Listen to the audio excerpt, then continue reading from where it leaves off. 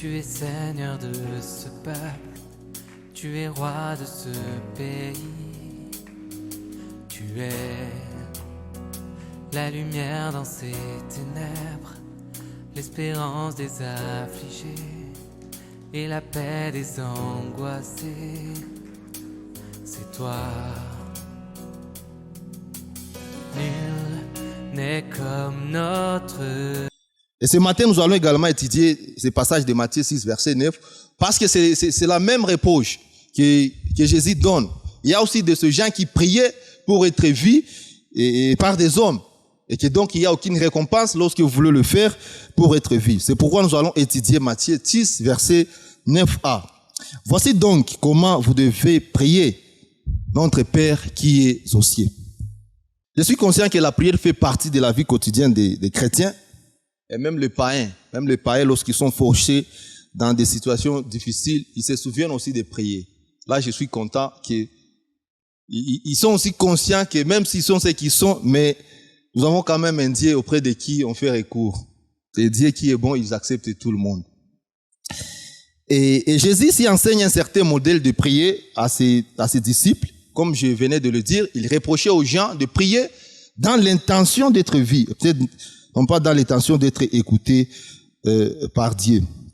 C'est que mon but, à la fin de ces enseignements, j'aimerais que nous puissions être à mesure de prier d'une manière, de prier chaque jour d'une manière, d'exprimer la volonté de Dieu au travers de nos prières. Que nous soyons à mesure de rendre Dieu gloire même au travers de nos prières. Que nous ne soyons pas de ceux qui prient pour être vus, mais que nous soyons de ceux qui prient pour la volonté de Dieu. Que nous soyons de ceux qui prient pour que Dieu nous écoute. Et non pas que les gens qui sont à nos côtés ou, je ne sais pas, dans les rues ou à la maison. Comme nous pouvons déjà le remarquer, Jésus est celui qui nous encourage d'abord à prier. Si vous lisez Marc chapitre 18, verset 1er, Jésus nous demande de prier et sans relâche. Luc chapitre 18, verset 10 à 4. 10.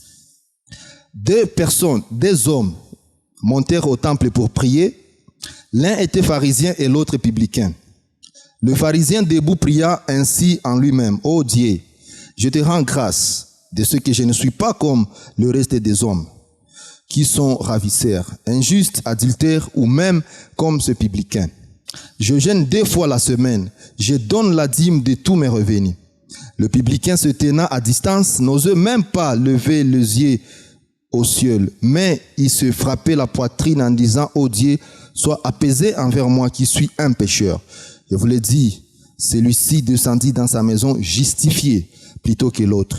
Car quiconque s'élève sera abaissé et celui qui s'abaisse sera élevé. Nous voyons cette parabole que Jésus nous présente qui nous montre 2 hommes qui prient dans les temples d'une manière assez différente. Le pharisien lui présentait à Dieu tout ce qu'il était en mesure d'accomplir ou tout ce qu'il avait déjà accompli. Il se vantait de cela. C'est que toute sa prière était en abomination contre Dieu parce que Dieu connaît parfaitement le cœur de l'homme. Aucun homme peut se tenir devant Dieu seul et dire que voilà, moi je suis juste Seigneur. Je ne suis pas comme celui-ci, je ne suis pas comme celui-là. Moi je suis plus que ces autres-là. Personne ne peut le faire. Parce que nous tous devant Dieu, nous sommes de méchants. Nous tous devant Dieu, nous sommes de pécheurs. Mais l'attitude de l'autre, le publicain, lui, il se tenait loin de Dieu. Il ne voulait pas même lever ses yeux vers le ciel parce qu'il se frappait la poitrine. Il était conscient de son état de pécheur. Comme la Bible nous le dit. Ô Dieu, sois apaisé envers moi, pécheur. C'est que le publicain sentait le fait de la lumière de Dieu dans son cœur qui avait éclairci sa conscience, le rendant que tu es pécheur et tu n'as que besoin de la grâce de Dieu. C'est que même notre attitude de prière peut déterminer où est-ce que nous en sommes avec Jésus-Christ. Lorsque nos cœurs ne reconnaissent pas que Jésus est celui d'abord que nous devrions avoir besoin pour que nos paroles ou nos prières soient exaucées par Dieu, cela prouve que nous avons encore quelque chose au travers laquelle nous pensons que lorsque nous faisons ceci ou cela, Dieu peut écouter nos prières. Et c'est la preuve en est qu'il y a beaucoup de ces gens qui donnent à l'église, qui visitent le malade, parce qu'ils pensent que c'est un moyen pour lequel Dieu va se sentir dans une situation d'urgence de répondre à leurs requêtes. Alors que ce n'est pas ça. Et Proverbe chapitre 15, verset 29, la Bible dit: L'Éternel s'éloigne de méchants, mais il écoute la prière de justes. C'est que par ce passage, nous pouvons noter que c'est à cause de notre méchanceté que Dieu s'éloigne de nous. C'est que c'est à cause de nos péchés que Dieu ne peut plus nous écouter. Et la mauvaise nouvelle en est que nous tous ici, nous sommes des pécheurs, nous tous ici, nous sommes des méchants. Ce que nous méritions de Dieu, venant de Dieu, c'est la punition, c'est la condamnation de Dieu. Heureusement que c'est une mauvaise nouvelle qui est accompagnée d'une bonne nouvelle. C'est que c'est Christ qui n'a point commis le péché. Dieu l'a fait pécheur pour nous afin que nous devenions en lui la justice de Dieu. C'est que tous ceux qui sont en Jésus-Christ, l'espoir que Dieu écoute leurs prières, l'espoir que Dieu exauce leurs prières est présent. Ce n'est pas parce qu'ils le méritent, mais parce qu'en Jésus-Christ, nous sommes devenus de nouvelles créatures. C'est par Jésus-Christ et non pas parce que nous pouvons faire pour convaincre Dieu. Peut-être aussi vous allez vous demander dans votre cœur, mais moi j'ai cru en Jésus il y a longtemps, mais il y a toujours certaines de mes requêtes que Dieu n'exauce pas, alors que Timothée est en train de nous dire que lorsque vous êtes en Jésus-Christ, lorsque vous croyez qu'il est le seul qui peut le faire, qui peut plaider pour vous devant Dieu, Dieu le fera certainement. Et moi je vais essayer de paraphraser un auteur qui dit, le temps de Dieu est parfait, jamais en avance ni en retard. Dieu fait ce qui est bon pour nous au temps convenable. Peut-être que je vais l'illustrer par un exemple. Nous avons beaucoup de parents ici parmi nous, c'est très bien parce qu'ils vont nous aider à les comprendre. Vous avez des enfants pour vous qui avez des enfants. Vous avez votre enfant, une fille ou un garçon de 10 ans qui veut tenir une conversation avec vous, une réunion. Je suis conscient que lorsque les parents, vos enfants vous demandent des conversations, vous êtes curieux et vous voulez vraiment écouter ce qu'un enfant de 10 ans qui me demande une conversation. Qu'est-ce qu'il va vraiment me dire? Et vous attendez un enfant de 10 ans, une fille ou un garçon qui vous annonce, papa, j'ai décidé de me marier à 10 ans. J'ai décidé de me marier. Bon, peut-être au village, et je pense que même là chez nous au village, à 10 ans, on ne peut pas demander une femme. À 15 ans, bien sûr, zamani sana on demandait à 15 ans, 16 ans, mais à 10 ans, je pense que, bon, je ne sais pas, vous qui êtes parents ici présents, quelle serait votre réaction? Voilà un parent qui réplique, il y en a fou à tout. Je pense que certains d'entre vous diraient, oui, voilà. Je pense que certains d'entre vous diraient, peut-être au mon peuple, est-ce que vraiment tu veux te marier, tu comprends qu'est-ce que cela représente? Oh, tu as chunga mwanamuke. Attends, ami, va nous dire qu'à ville alors que j'avais déjà plus de 10 ans. Tu as chunga mwanamuke. Et moi, je pense que c'est de même lorsque nous voulons demander à Dieu quelque chose. Et Romains chapitre 8, verset 26 nous le rappelle très bien. C'est que la Bible est très claire, que même dans nos prières, nous-mêmes, nous ne savons pas ce qui nous convient de demander.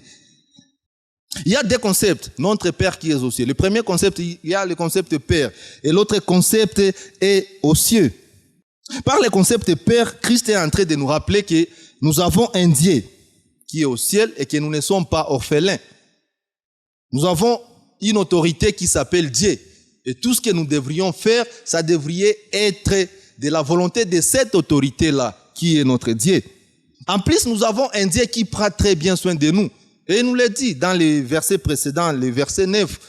Ne vous inquiétez de rien. Parce que moi, Dieu, je sais ce dont vous avez besoin. Avant même de le demander, verset 8.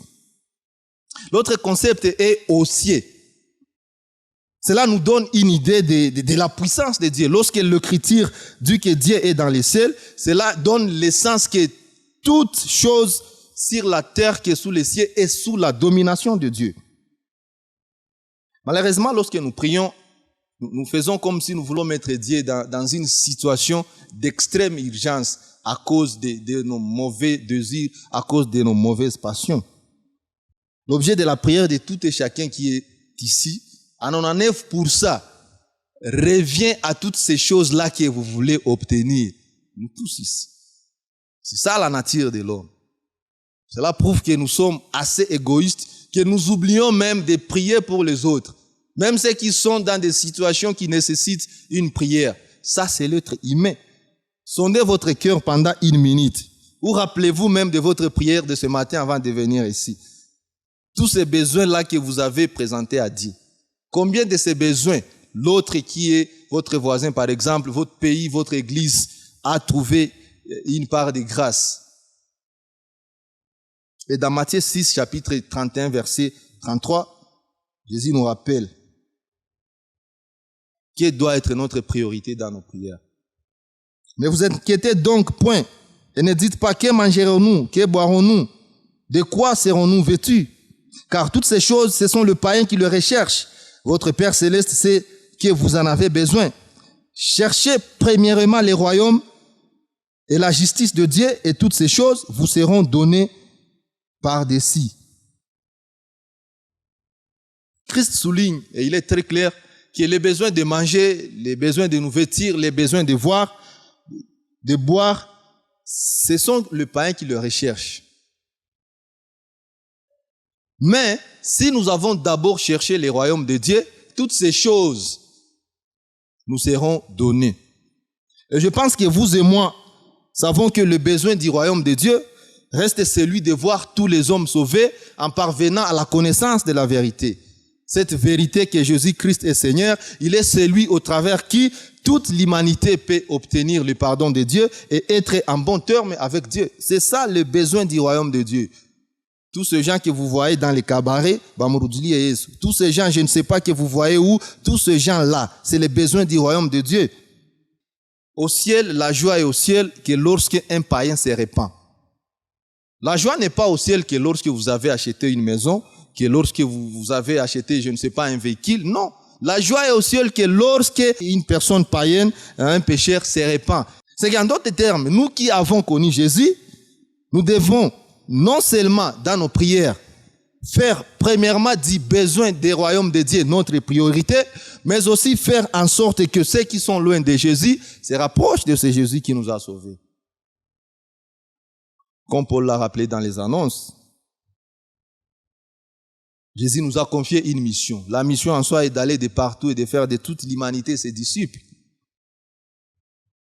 Je ne sais pas comment vous le faites, mais tout ce que moi je sais, partout où on est, on peut faire des disciples de Dieu.